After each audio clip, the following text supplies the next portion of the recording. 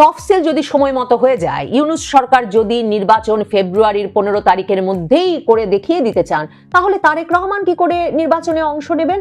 একদিকে তিনি তার যুক্তরাজ্যে থাকার সুযোগ ছেড়ে কিছুতেই দেশে আসতে চান না, অন্যদিকে এখন তো অসুস্থ মা তার সঙ্গে রয়েছেন। খালেদা জিয়া খুব শিগগিরই সুস্থ হয়ে 7 তারিখের মধ্যে তার ছেলের বাংলাদেশে ফেরবার উপায় হয়ে যাবে, সেটা ভাববার তো কোনো কারণ নাই। রাজত্ব, রাজ্য, সিংহাসন, ক্ষমতা, নেতা কর্মী সমর্থকদের ভালোবাসা, রোগশয্যায় মা, সকলেই অপেক্ষা করছিলেন তারেক রহমানের জন্য।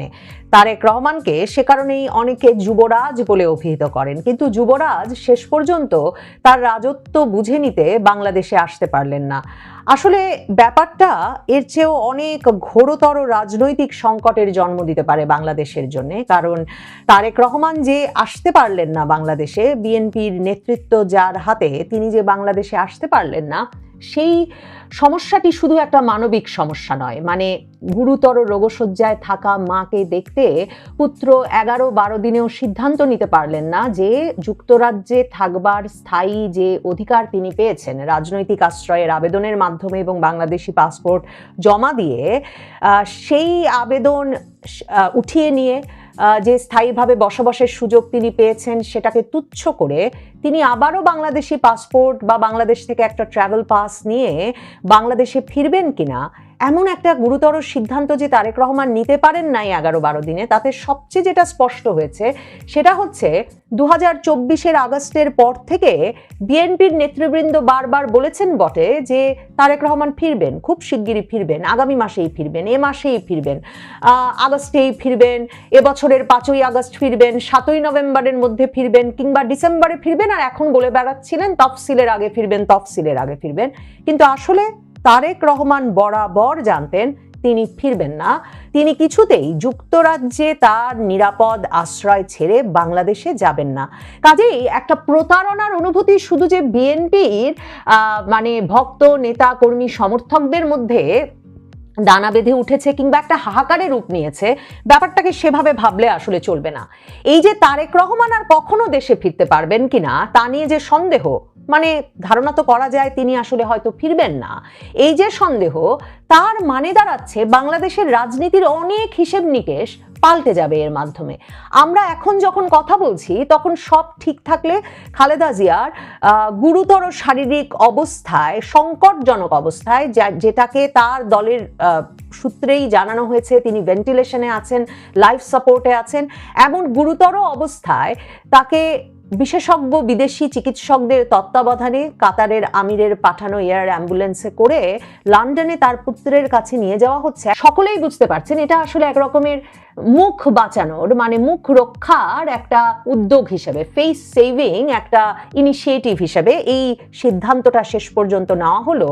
কারণ ওই যে বাংলাদেশের সমাজে যেহেতু এই বিষয়টি একটা হাহাকারে রূপ নিয়েছে, যে যেখানে বাংলাদেশের শত শত হাজার হাজার লাখ লাখ শ্রমিক ভাই বোনেরা কেঁদে ফেরেন যে মা বাবার শেষ সময়ে, অসুখের সময়ে থাকতে পারেন না, অনেক সময়ে তারা তাদের চাকরি বাজি রেখে তাদের শেষ সম্বলটুকু খরচ করে দেশে ফিরে আসেন মায়ের বা বাবার মুখটা শেষবারের মতো দেখতে, সেই দেশের নেতা, এমন একজন রাজনৈতিক নেতা, এমন একজন পুত্র কি করে বাংলাদেশের সবচেয়ে মনোযোগের কেন্দ্রে থাকা একটি পরিবারে থাকলেন, যিনি কিনা এই বিপদের সময় এমন একটা সিদ্ধান্ত নিতে পারেন না যে আমার মায়ের বিপদ হলে আমি যে কোনো কিছু বাজি রেখে দেশে ফিরে যাব।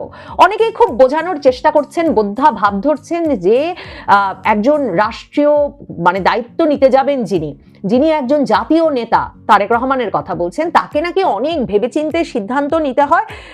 কাজেই এসব ভেবেচিন্তে সিদ্ধান্ত নেওয়ার ফলে তার আবেগের বশবর্তী হয়ে দেশে ফিরে আসার কোনো উপায় নেই। বাংলাদেশের সাধারণ জনগণ, মানে আমরা যারা কম বুঝি, তারা প্রত্যেকেই বলবো যেই রাজনৈতিক নেতা পরিবারের জন্য বিদেশের স্থায়ী আবাস ছেড়ে বাংলাদেশে ফিরতে পারেন না, সেই রাজনৈতিক নেতা আসলে দেশের জন্য কতটুকু ঝুঁকি নিতে পারবেন আর দলের জন্যই বা কতটুকু ঝুঁকি নিতে পারবেন? মানে তারেক রহমানের ঝুঁকিটা কি? সরকার তো তার নাম জারি করে তাকে 1.5 বিঘার একটা বাড়ি বুঝিয়ে দিয়েছে গুলশান অ্যাভিনিউ এর ওপরে। সে বাড়ি জোবায়দা রহমান সাজিয়েও গেছেন এবছর মে মাসে শাশুড়ির সাথে দেশে ফিরে। মানে 11-12 দিনে লন্ডন থেকে এমন একটি প্রভাবশালী পরিবার, যাদের অর্থের চিন্তা করতে হয় না, বিত্তের চিন্তা করতে হয় না, দেশে ফিরলে কি করবেন, কি করে খাবেন এসবের চিন্তা করতে হয় না, কোথায় থাকবেন চিন্তা করতে হয় না, সেই পরিবারের একমাত্র পুত্র কিনা মায়ের পাশে এসে দাঁড়াতে পারলেন না। কিন্তু এই আবেগ বা এ ধরনের আলাপ, তাতেই কি আসলে তারেক রহমান কবে দেশে ফিরবেন এই আলাপটা আপাতত মাটি চাপা দেওয়া যায়? কারণ মনে করে দেখেন, যেটা বলছিলাম, বিএনপির নেতারা বলে আসছিলেন তিনি তফসিলের আগে ফিরবেন। তফসিলের আগে না ফিরলে তিনি ভোটার হতে পারবেন না, আর ভোটার না হতে পারলে তিনি আসলে নির্বাচনে অংশ নিতে পারবেন না। কাজেই রাজনৈতিক গুরুত্ব আছে তারেক রহমান ফিরতে পারেন কি পারেন না সেটার। কারণ 2008 সালে তিনি 11 সরকারের সময় সেপ্টেম্বর মাসে যখন সস্ত্রীক বাংলাদেশ ছেড়েছিলেন জামিনে মুক্ত হয়ে চিকিৎসার জন্য, সেই 11 সরকারের আমলে যে ছবি সহ ভোটার তালিকা হয়, সেই ভোটার তালিকায় তিনি আর ঢুকতে পারেন নাই। কাজেই তারেক রহমানকে ভোটার হতেই হবে এ দফার নির্বাচনের আগে।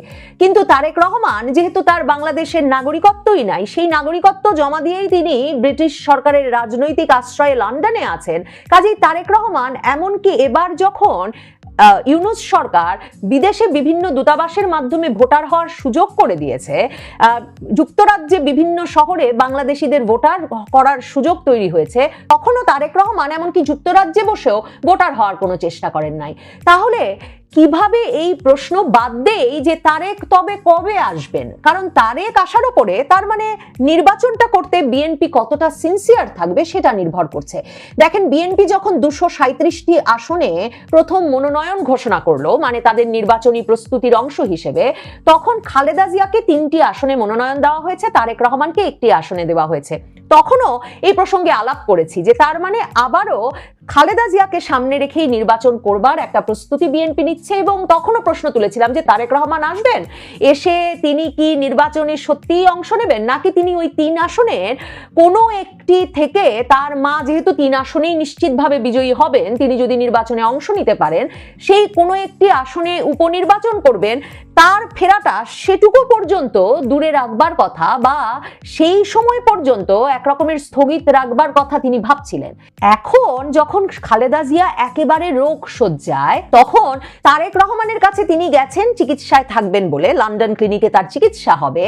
এখন তারেক রহমান তার মাকে রেখে আসলে দেশে যাবেন কি করে? তফসিল ঘোষণা হবে ডিসেম্বরের 7 থেকে 11 তারিখের মধ্যে, নির্বাচন কমিশনের ঘোষণা এটাই। আর খালেদা জিয়া 5 তারিখে গিয়ে লন্ডন পৌঁছচ্ছেন, তাহলে তারেক রহমান তো তফসিল ঘোষণার আগে আসতে পারছেন না।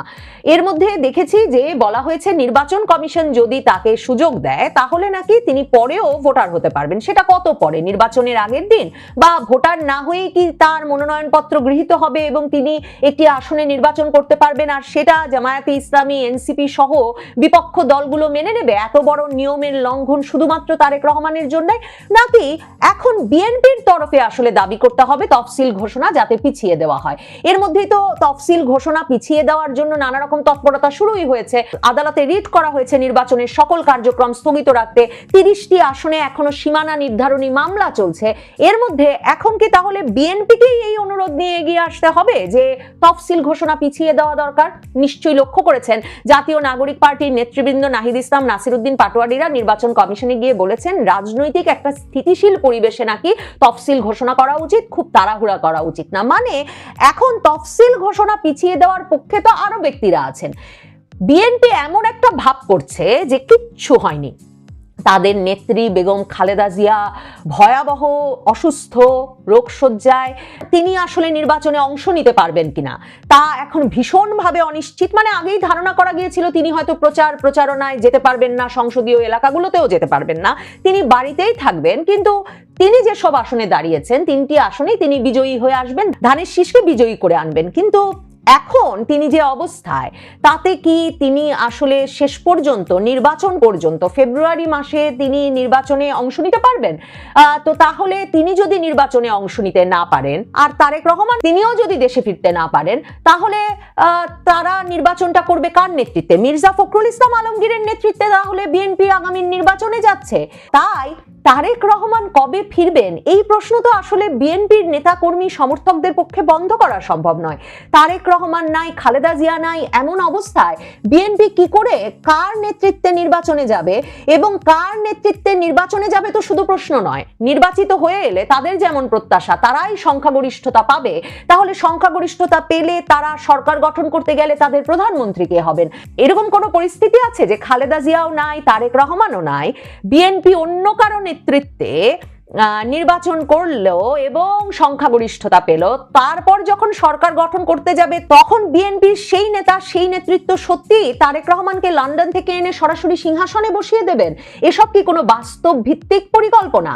বাংলাদেশের রাজনীতির সব হিসাব নিকাশ একরকমের পাল্টে গেছে খালেদা জিয়া পুত্র তারেক রহমান দেশে ফিরতে না পারার কারণে। অনেক দিন ধরে কথা চালু ছিল যে জুবাইদা রহমান হয়তো বাংলাদেশে এসে দায়িত্ব নেবেন বিএনপির। হাসিনার আমলে 2024-এর নির্বাচনের আগে জোর কথা উঠেছিল যে বিএনপির নেত্রী হিসেবে আসবেন মাঠে জুবাইদা রহমান এবং তার নেতৃত্বে বিএনপি নির্বাচনে অংশ নেবে। 2018 নির্বাচনের আগে তো এটা ভীষণ একটা জোরালো সম্ভাবনা হয়ে উঠেছিল। কাজেই তারেক রহমান কবে ফিরবেন এই প্রশ্নটার উত্তরের ওপর নির্ভর করছে ফেব্রুয়ারিতে নির্বাচন হবে কিনা, তারও আগে নির্ভর করছে তফসিলটা সময় মতো হয়ে যাবে কিনা। তফসিল যদি 7 থেকে 11 তারিখের মধ্যে না হয় তাহলে ফেব্রুয়ারির 15 তারিখের মধ্যে নির্বাচন হওয়ার সম্ভাবনা নাই। ফেব্রুয়ারির 15 তারিখের মধ্যে নির্বাচন না হলে এরপর রোজা, কোরবানির ঈদ, এসএসসি, এইচএসসি পরীক্ষা, বর্ষা মৌসুম, এই মিলিয়ে আগামী বছর নির্বাচন হওয়ার আলাপটাও ডিসেম্বরের আগে আর শুরু করা যাবে না। আর তফসিল যদি সময় মতো হয়ে যায়, ইউনূস সরকার যদি নির্বাচন ফেব্রুয়ারির 15 তারিখের মধ্যেই করে দেখিয়ে দিতে চান, তাহলে তারেক রহমান কি করে নির্বাচনে অংশ নেবেন? একদিকে তিনি তার যুক্তরাজ্যে থাকার সুযোগ ছেড়ে কিছুতেই দেশে আসতে চান না, অন্যদিকে এখন তো অসুস্থ মা তার সঙ্গে রয়েছেন। খালেদা জিয়া খুব শিগগিরই সুস্থ হয়ে 7 তারিখের মধ্যে তার ছেলের বাংলাদেশে ফেরবার উপায় হয়ে যাবে, সেটা ভাববার তো কোনো কারণ নাই। বাংলাদেশের রাজনীতিতে সবচেয়ে বড় প্রশ্ন হয়েছিল যে নির্বাচনটা হবে নাকি, কবে হবে, হলে কি ফেব্রুয়ারিতেই কি হবে, এসব। কিন্তু খালেদা জিয়া গুরুতর অসুস্থ হবার পর তার পুত্র যখন কিছুতেই দেশে ফিরে আসতে পারলেন না, তখন সম্ভবত এই প্রশ্নটি সবচেয়ে বড় হয়ে রইল যে তারেক তবে কবে ফিরবেন? তারেক রহমান না ফিরলে রাজনীতি কোন দিকে মোড় নেবে?